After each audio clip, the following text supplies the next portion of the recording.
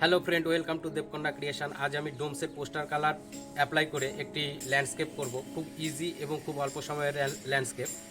বিশেষ করে বিগিনার্সদের কথা মাথায় রেখে আজকের এই পেন্টিংটি করেছি। তাই তোমরা শুরু থেকে শেষ অবধি স্কিপ না করে পুরো ভিডিওটি দেখবে। আর ভিডিওটি দেখে তোমাদের যদি ভালো লাগে তাহলে অবশ্যই লাইক, শেয়ার, কমেন্ট করতে ভুলবে না।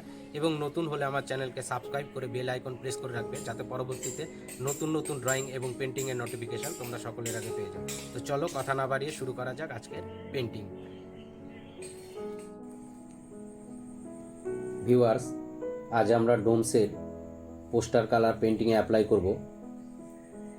আমি এর আগে কোনোদিনও ডোমস ইউজ করিনি পোস্টার কালার, তো আজ আমরা এই পোস্টার কালারটি অ্যাপ্লাই করব পেন্টিংয়ে। আজকের এই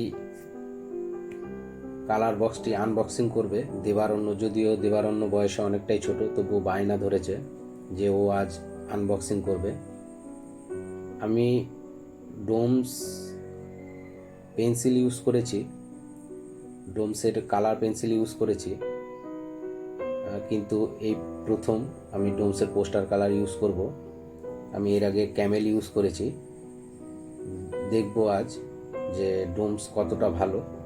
আর এই কালার বক্সে 12টি শেড থাকে এবং একটি ব্রাশ থাকে।